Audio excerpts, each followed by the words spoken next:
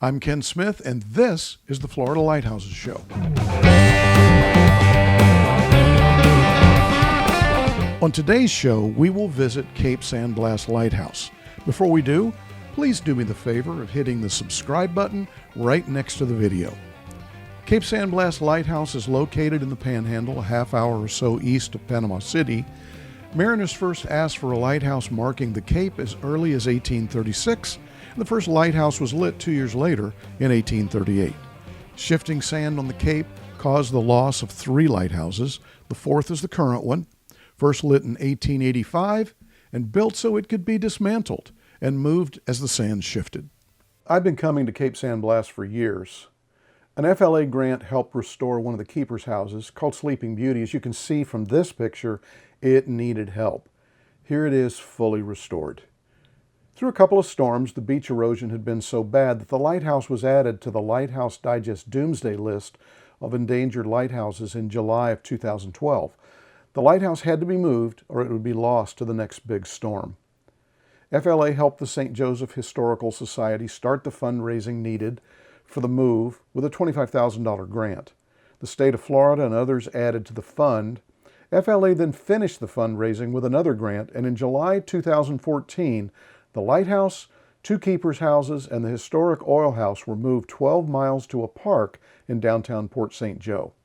They now make up a historic museum, a gift shop, and that lighthouse is open to the public for climbing.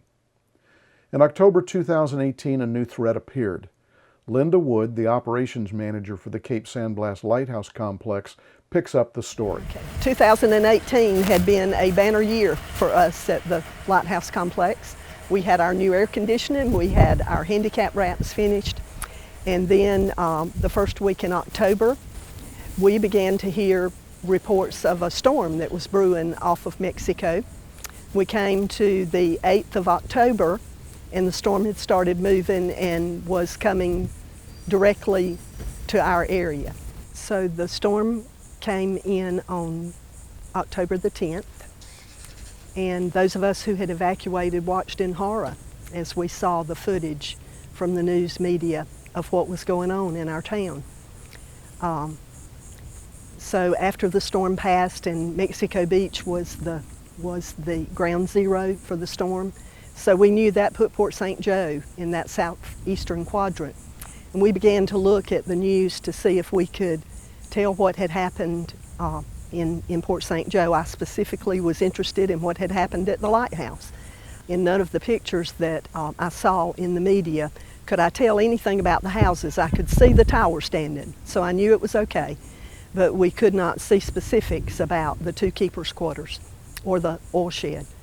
So the storm surge damaged the porch and the pilings underneath. We actually had no boards here on the porch, and it damaged the rails. It also blew out windows in the houses.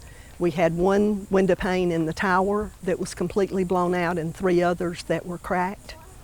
So the storm surge blew up through the air conditioner vents, and we had trash up the wall and on our blinds on the windows.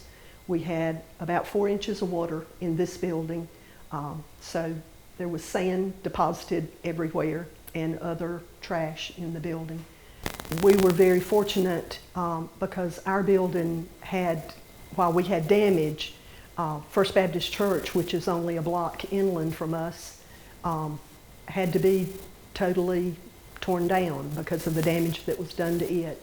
And other homes around the bay that were about the same distance from the bay that we are were also totally destroyed.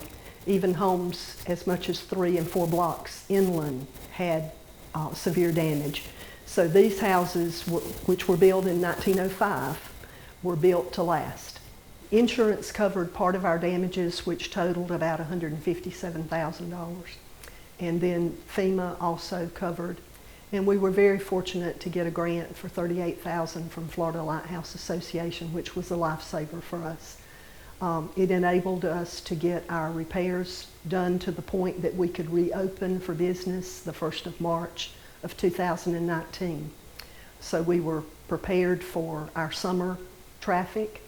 The St. Joseph Historical Society has partnered with the Florida Lighthouse Association for many years in our efforts to preserve the history of this lighthouse complex. Not only is it of great historical significance to our area, but it's important to the history of the state of Florida. And this partnership has been extremely valuable to us as we have worked, and they have provided support. Some of the most wonderful people to work with.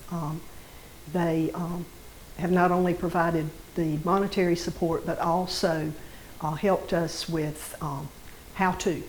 When we didn't know which way to turn and what to do, they have helped us to know the direction to go. So it's a very valuable partnership, and we're very thankful that we've been able to accomplish the preservation of this complex with the help of the Florida Lighthouse Association.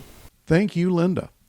It is through the work of the Florida Lighthouse Association and our Visit Our Light Specialty license plate program that we are able to partner with folks like the St. Joseph Historical Society and the town of Port St. Joe to help preserve this important piece of Florida maritime history. You can help by putting one of these on your car.